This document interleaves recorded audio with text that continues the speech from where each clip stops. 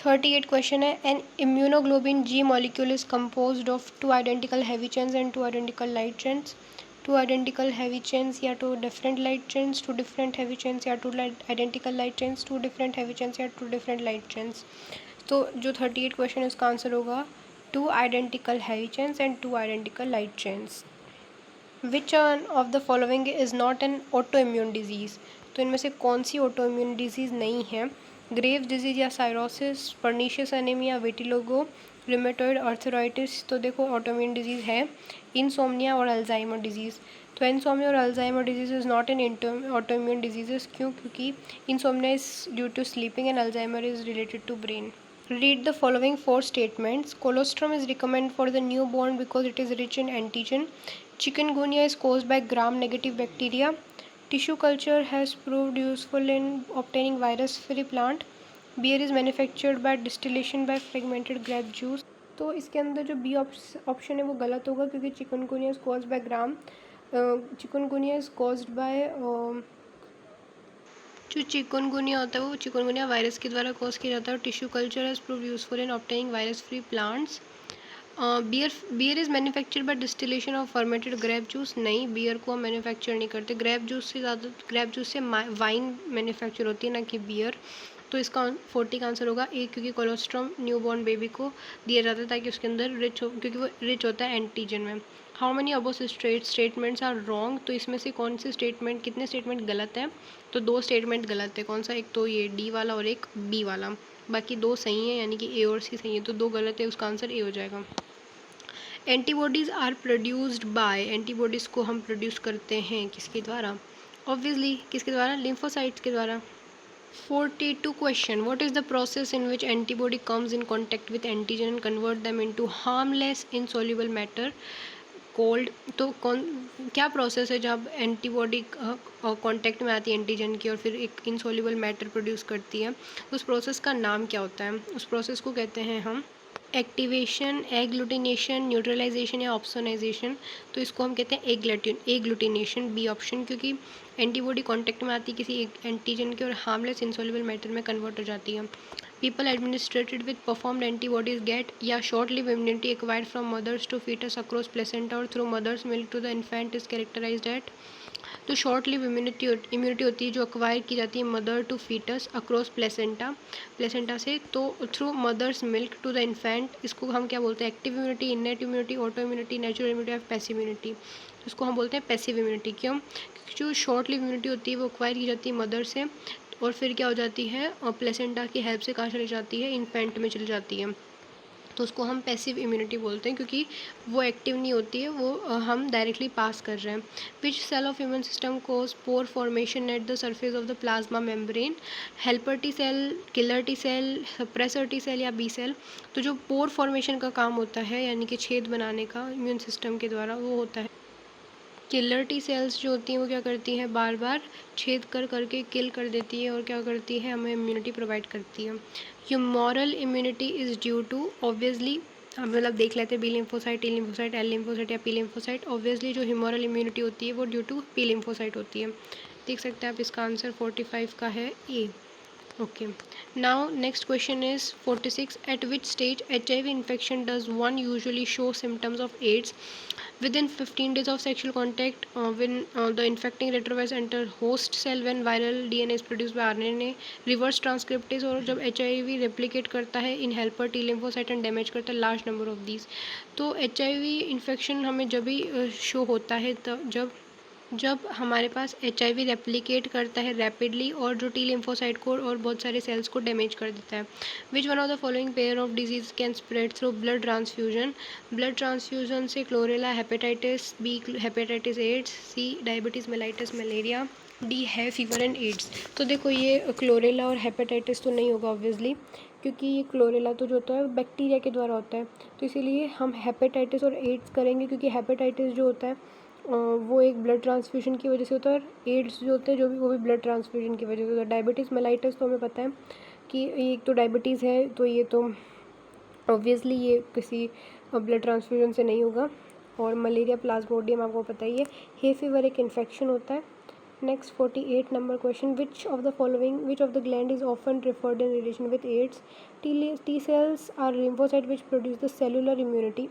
These are developed from T cells develop होते हैं thyroid से, थाइमस से, एड्रेनल से या पेनक्रियास से, तो ऑब्वियसली थाइमस से। Select the correct statement with respect to disease and immunization. Certain protozoa have been used to mass produce hepatitis B vaccine. Injection of snake antivenom against snake bite is an example of active immunization. If due to some reason B and T lymphocytes are damaged, the body will not produce antibodies against a pathogen. Injection of dead या inactivated pathogen cause करता है passive immunity. तो 49 का answer होगा।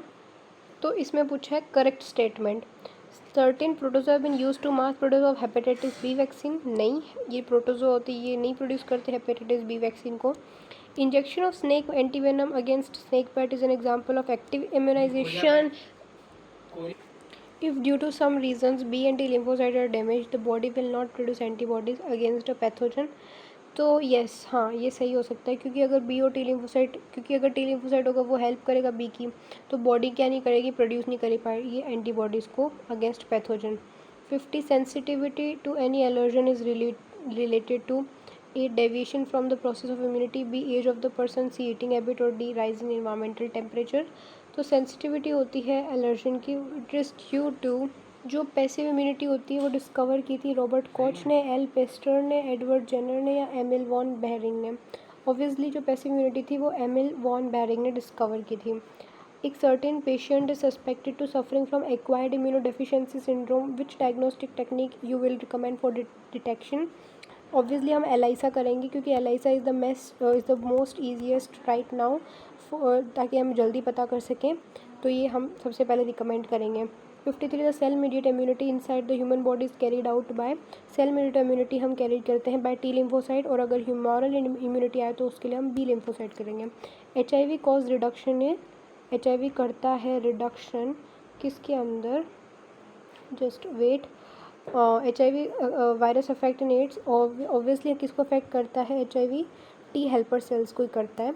एक molecule that elicit an immune response is called antigen. Antigen एक ऐसा molecule होता है जिसकी वजह से जो क्या करता है, इम्यून रिस्पॉन्स को एक्टिवेट करता है, राइट, सॉरी, मतलब एंटीजन जो होता है वो एक ऐसा मॉलिक्यूल होता है जिसके ऊपर इम्यून रिस्पॉन्स एक्ट करता है। Next, vaccines are prepared from immune, जो वैक्सीन्स होती है वो प्रिपेयर की जाती है from immune vitamins, blood, serum या प्लाज्मा। हम वैक्सीन्स को प्रिपेयर करते हैं from immune serums, okay. AIDS can be transmitted by, AIDS भी ट्रांसमिट किया जा सकता है by blood circulation, okay.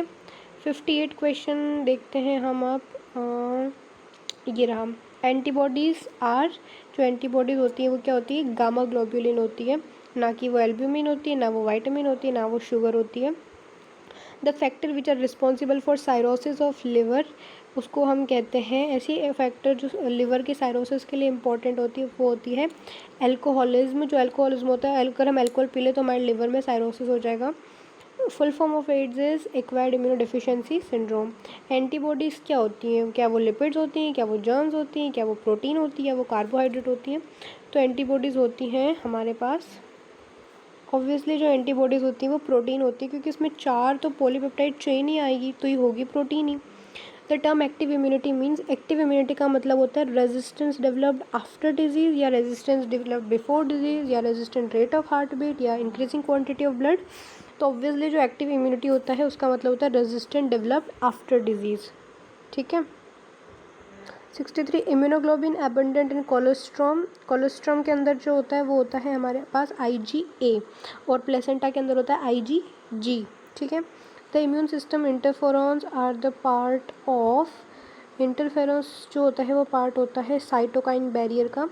Immune system जो इंटरफेरोन्स होता है वो साइटोकाइन बैरियर, मतलब सेल मीडिएटेड जो होता है उस साइटोकाइन बैरियर का जो पार्ट होता है वो इंटरफेरोन होता है। 65 make the type of immunity listed in column first. Natural, जैसे हमें बताना है कि 65 क्वेश्चन है, इसके हमें बताना है मैच द फॉलोइंग। तो जो नेचुरल एक्टिव होती है वो क्या होती है हमारे पास, इंड्यूस की जाती है बाय वैक्सीनेशन, तो ए का क्या होगा, एस। और आर्टिफिशियल पैसिव जो होती है वो injection of anti serum to travellers, ताकि क्या हो जाए उनके पास में, अगर जल्दी जल्दी में उनके पास में कुछ ना हो तो उनको आर्टिफिशियली पैसिव दी जाती है, और आर्टिफिशियली एक्टिव किसको दी जाती है, जिसको क्या करना हो, फाइटिंग इन्फेक्शन करनी हो नेचुरली। आर्टिफिशियल एक्टिव जो है वो दी जाती है 60 सी ऑप्शन का है हमारे पास, इंड्यूस्ड बाय वैक्सीनेशन। हम वैक्सीनेशन कराते तो आर्टिफिशियली एक्टिव इम्यूनिटी को जनरेट करा सकते हैं। और नेचुरल पैसिव जो हमारी मदर टू फीटस जाती है वो। ठीक है, ऐसे 65 क्वेश्चन हमने कर लिए हैं। अब हम करेंगे 66, 67, 68, 69 और हमारा जो चैप्टर है इसके क्वेश्चंस कंप्लीट हो जाएंगे। ठीक है, 66 क्वेश्चन बोल रहा है, consider the following 4 statements A D regarding kidney transplant and select the 2 correct ones out of this disease. Even if a kidney transplant is a proper, the recipient may need to take immunosuppressant for a long time. The cell-mediated immune response is responsible for graft rejection. The B lymphocytes are responsible for rejection of graft. The acceptance of the rejection of kidney transplant depends on specific interferons. तो इसके अंदर बताना है 2 correct statements. 66 देखो, अगर kidney transplant है ना, अगर वो प्रॉपर है तो रिसिपेंट को ऑब्वियसली इम्यूनोसप्रेसेंट तो लेनी पड़ेगी। ठीक है, और जो सेल मीडिएट इम्यून रिस्पॉन्स है ना, वो रिजेक्शन, ग्राफ्ट रिजेक्शन के लिए रिस्पॉन्सिबल होता है। ठीक है, सेल मीडिएटेड कौन सा होता है, टी लिम्फोसाइट वाला, और बी वाला कौन सा होता है, ह्यूमोरल। ठीक है, अब बी लिम्फोसाइट रिस्पॉन्सिबल फॉर, नहीं, तो जो बी लिम्फोसाइट होता है वो रिजेक्शन के लिए रिस्पॉन्सिबल नहीं होता। और एक्सेप्टेंस जो होता है rejection of kidney transplant depend करता है स्पेसिफिक इंटरफेरोन पे, नहीं। तो इसका आंसर होगा ए और B. Cell mediated immune response responsible होता है ग्राफ्ट रिजेक्शन के लिए, तो ये सही है। 67 विच of the following is an autoimmune disease, तो आपको पता है रिमेटॉइड आर्थराइटिस और ग्रेव्स डिजीज़ और हाशिमोटो, ये तीनों ही ऑटो इम्यून डिजीज़ होती हैं, तो ऑल ऑफ द अबव हो जाएगा। Antibodies are of which of the following protein, antibodies are which class of protein, तो एंटीबॉडीज आती है इम्यूनोग्लोबिन से। 69 which of the following can not be use for preparation of vaccine against plague, तो किसको हम use नहीं कर सकते, इसका मतलब ये है कि formalin inactivated सब्सटेंशन of virulent bacteria, A virulent live bacteria, synthetic capsular polysaccharide material, heat killed suspension of virulent bacteria. तो जो सिंथेटिक कैप्सूल पॉलीसेकेराइड मटेरियल होता है उसको हम यूज़ नहीं कर सकते।